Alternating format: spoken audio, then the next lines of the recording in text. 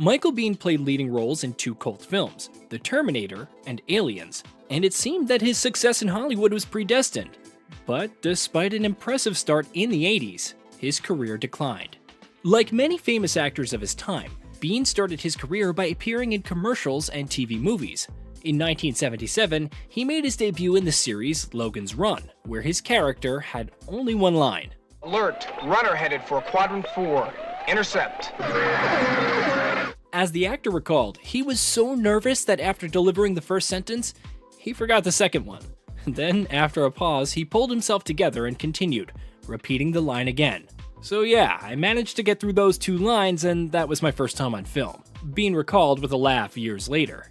Nevertheless, the actor was noticed, and soon he signed a contract with agent Ed Limato, who over the years worked with such stars as Richard Gere, Mel Gibson, and Michelle Pfeiffer. Michael was not yet a star, but he soon played two significant roles in the comedies Coach and Wild Boar. And in '81, he went to New York to join noir film legend Lauren Bacall on set.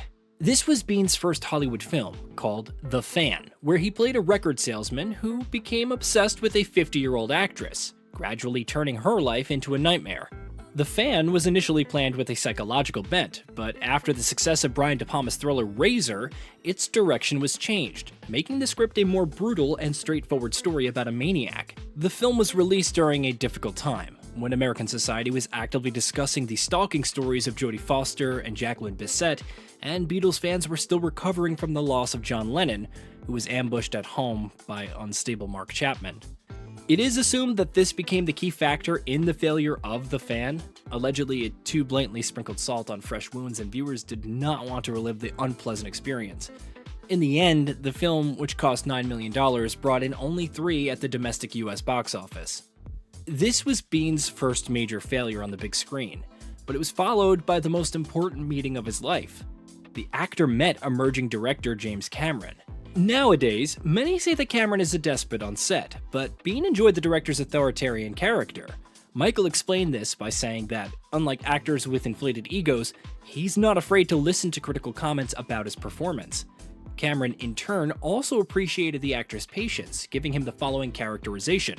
To me, he was the quintessential man, expressing the male values I admire: strength, honesty, a sense of duty, conviction.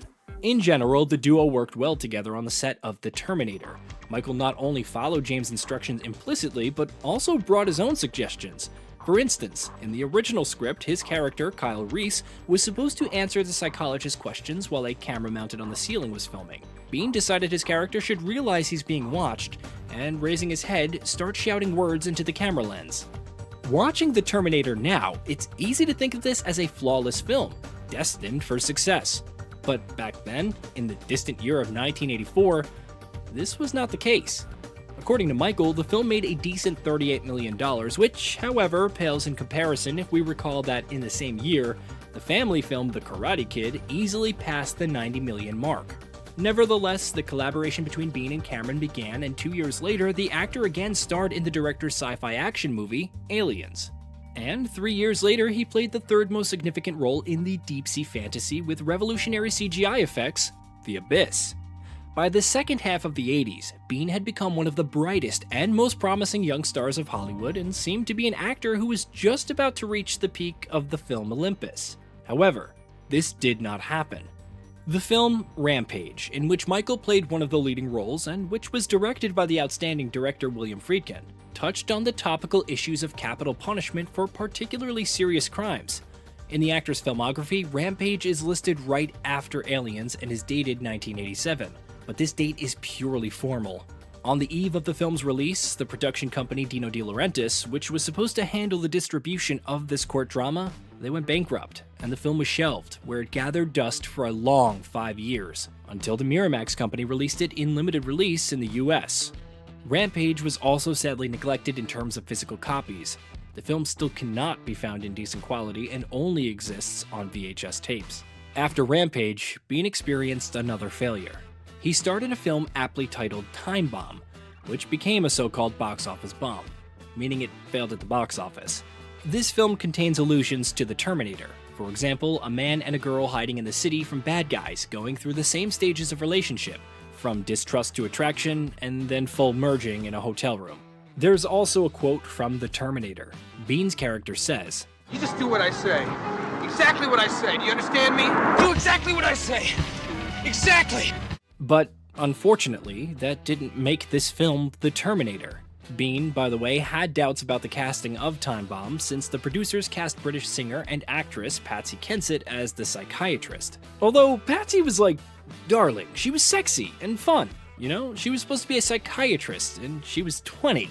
And I thought, that's strange casting. Michael recalled his impressions. It's interesting, but Bihn's character voices roughly the same thoughts in one of the scenes of the movie. You don't look like an analyst. What do analysts look like? Old, beard, from Belgium. Finally, Bihn's third major failure in his solo career was the film Navy SEALs. On the surface, the project seemed promising. A budget of $20 million, support from the US Navy, and a whole cast of charismatic actors like Charlie Sheen and Bill Paxton. But in reality, things did not go as well. According to Michael, most actors on set thought they were shooting something akin to Top Gun, a serious story about military operations.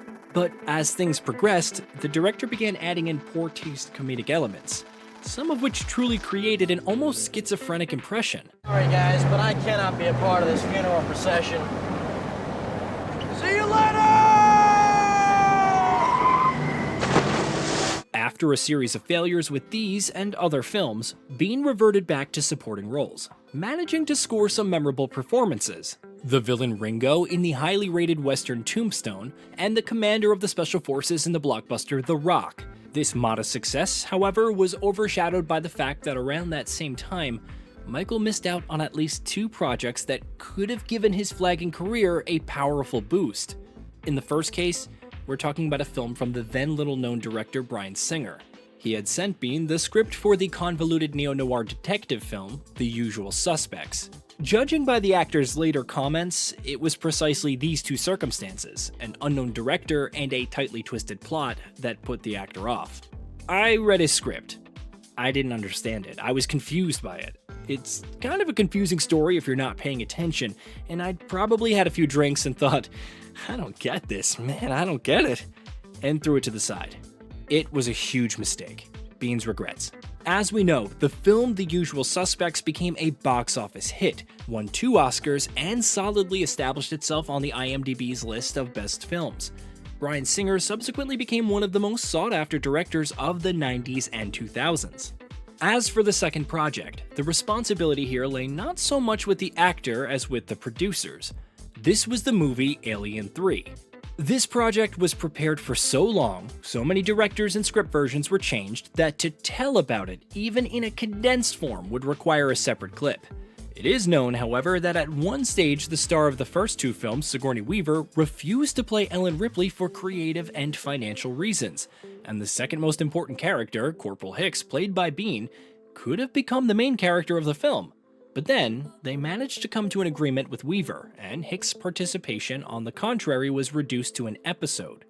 In the prologue, a xenomorph burst from his chest, and the corporal died without getting a minute of screen time. When Biehn found out about this, as well as the fact that a dummy with his image was being used without his permission, he was enraged. He threatened to sue the production company, and in the end, the parties resolved the matter by allowing the director to use Michael's photo, and the actor himself received a substantial sum of money for it. This act was seen as downright stinginess in the industry.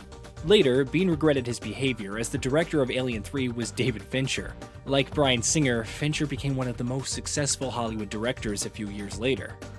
In the mid-2000s, Biehn had firmly entrenched himself in series and films that, bypassing wide theatrical release, were released directly on television and media. The exception was Robert Rodriguez's film Planet Terror, and could have been, but was not, the film by Russian director Alexei Balbanov, American. In it, Michael was supposed to play the lead role. In 2003, Balbanov was one of the most famous Russian directors, the creator of the popular duology Brother.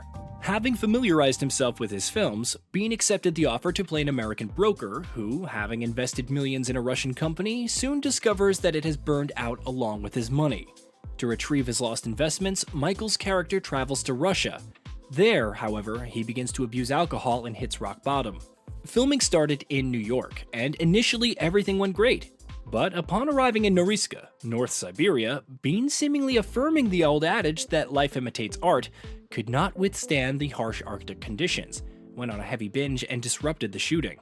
In the end, the actor was fired and the American project was closed.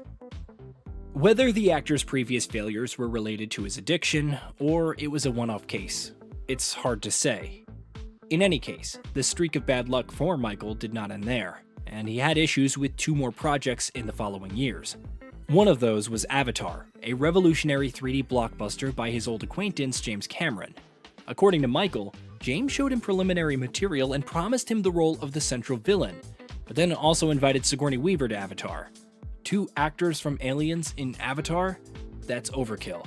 Cameron decided that when coming to the cinema, the viewer would be looking at Na'vi and simultaneously recalling the xenomorphs. To avoid cognitive dissonance, the director preferred to cast actor Stephen Lang as the villain.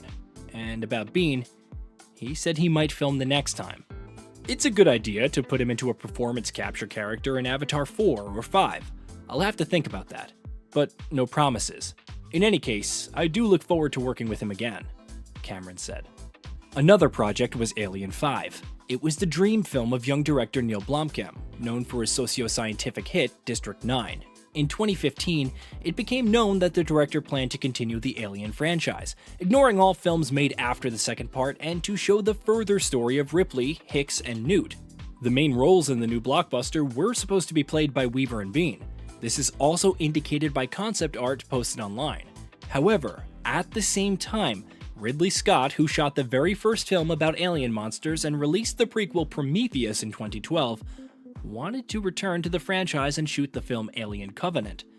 Although chronologically and casting-wise the projects did not intersect, the action took place in the same universe. The studio, 20th Century Fox, naturally gave the green light to Scott, putting forward the respected and influential veteran, and Blomkamp was left without funding. For a while, there was talk that Alien 5 was still in development, and Biehn even said in an interview that the film would be shot and he would return to the image of Hicks.